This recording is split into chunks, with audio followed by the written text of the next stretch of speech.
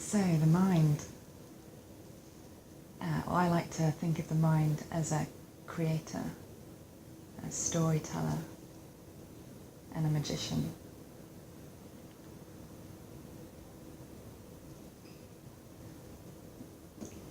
So it makes sense of our reality. And it's an incredible tool. You take the mural downstairs, and it's made up of thousands of small pictures of partners, and yet the mind can look at that and see something which isn't actually there. It can see our chairman. And what I find really interesting is that the black and white photos, the black and white pictures of the chairman are made up of colour photographs. That's just amazing what the mind can do, how it can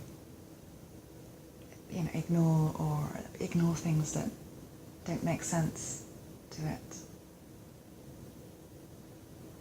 So that you can't see except through the lens of the mind, and what we're trying to do with our mindfulness is really see what lens we're looking with.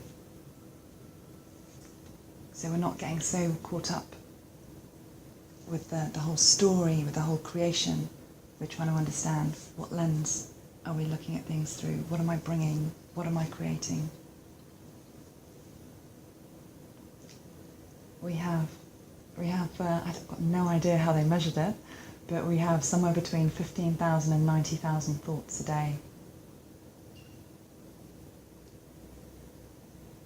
With some practices, they get you to try and count your thoughts, but I've never been able to do that. But yes, there's still time for that. So an average of like 55,000 thoughts a day. That's a hell of a lot of thoughts.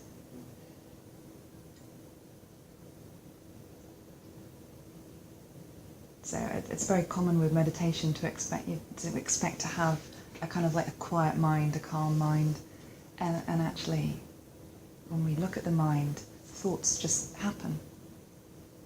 They just appear from nowhere, and they disappear. And it's just what the mind does. So that you don't think, oh, the eyes can stop seeing, or the ears, they should stop hearing.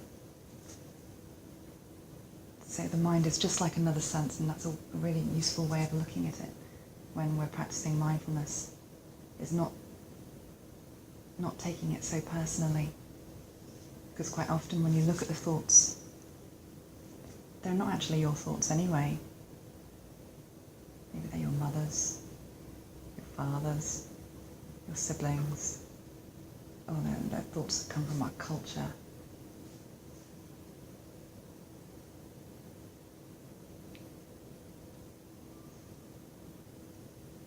But we take them to be true, and we take them to be us. There's a real kind of thing, this is my mind, this is who I am.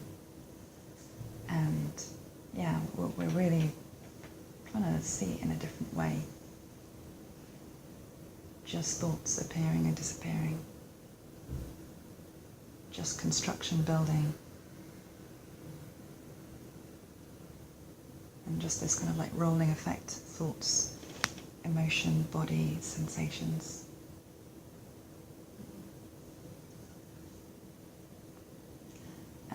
How the mind works is it normally starts with some sort of pulse or a flicker of an image, and then the mind tries to make sense of that, so it pulls in lots of associations, concepts and memories and anything that, how it understands the world that we live in.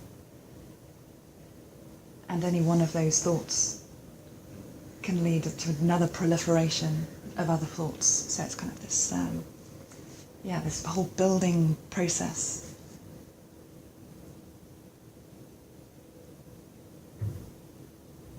And what tends to happen is, you have a thought, and quite often the ones you get really drawn to are the ones with the biggest emotional punch.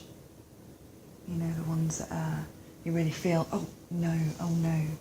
Yeah, they give you that sort of feeling, and they feel so true because of that emotional punch.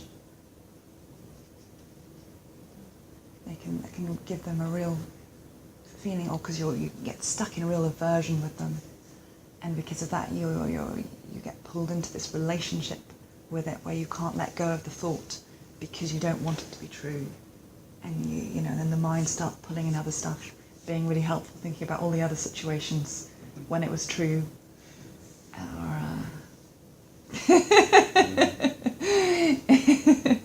or you get into this battle in your mind where you're thinking, no, but it wasn't true at this point. Oh yeah, but it was then. It's just, and it doesn't help. It doesn't help because you're just stuck in this push-pull. So instead we're taking a step back and we're being the observer of the mind. And we're not letting it. We're not letting it mean, or we're noticing when it means something. And if there's an emotion, we come back to the emotion and we take care of the emotion. Which sorted out last week? A few weeks ago.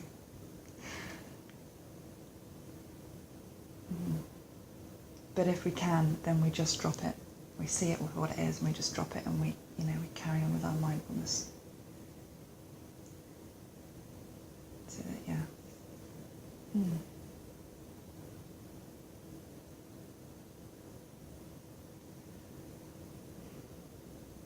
So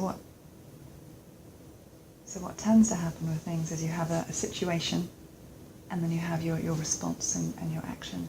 And if you don't have any mindfulness in there, you think that the situation caused your reaction. So you miss the kind of like the bit in the middle, which is all the thoughts about it. It makes a meaning about what that situation is.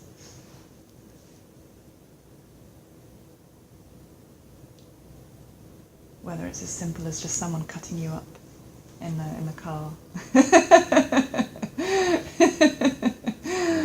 Yeah, and the meaning that you make out of it is dependent on a lot of conditions. So it's about your history, about what other stuff's been happening recently, your whole mood at the moment, and your relationship with that other person, whatever that is. Yeah. So there's actually a whole lot more stuff that comes into your response than just the facts as the situation themselves. So it's really useful to be able to see that and to unpick it a little bit and understand how we're created in each moment. How we create ourselves, how we create other people.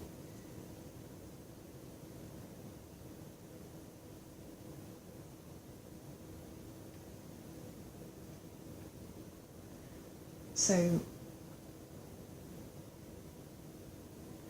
when we've been meditating, normally we've had another focus where we've been with the breath, and when thoughts have come up, we've just noticed thoughts, bring ourselves back. When we get lost in thought, when we notice, we just notice, thinking, bring ourselves back.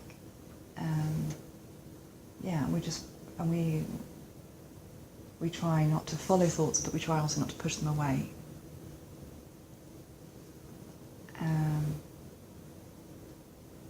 And that's really important. So just to recognise the thought and then release it and return to what your focus is. But today we're going to be doing something a bit different, which is doing mindfulness of thoughts themselves. So instead of the focus being the breath and the body, we'll be grounding ourselves in the breath and the body, so we'll still have some awareness of that, but our focus will be on the mind and just being aware of whatever arises and passes. And noticing that, yes, being the observer, noticing the content, but also noticing the effect on the body, effect on the emotions, noticing things like how fleeting they are, where you might feel them in the head, noticing positive, negative or neutral on thoughts, do that too. Yeah, and when you get drawn into thoughts, and you get lost in them, you just begin again. You ground yourself first again in the body and the breath, and then you begin again.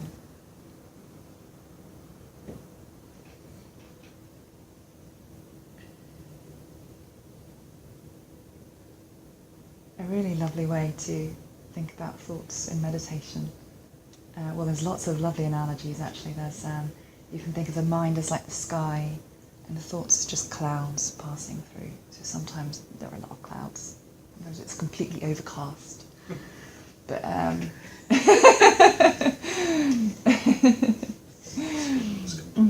but the point is that the mind is the sky, and it's always there however many clouds are there. And you're just watching, noticing clouds coming and going. But I also rather like the one that they teach for children, which is about birds. It's again like the sky, and birds flying overhead. And noticing how birds want to make a nest in your mind. They want to make a nest and they want to make lots of birds, lots of baby birds, until you've got like a whole colony. A whole colony of seagulls in your head. Just from this, one initial one.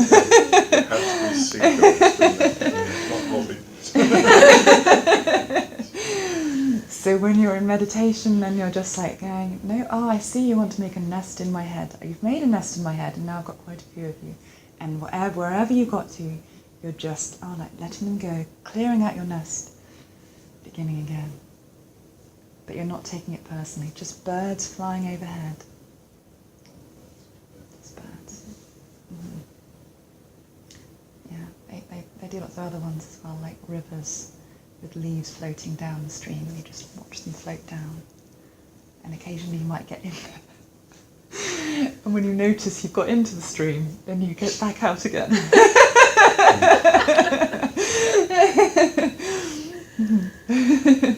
That's another nice one. So, but yes, again, it's much, it's about being the observer. So you're being the observer, seeing the thoughts, not taking them personally, and seeing how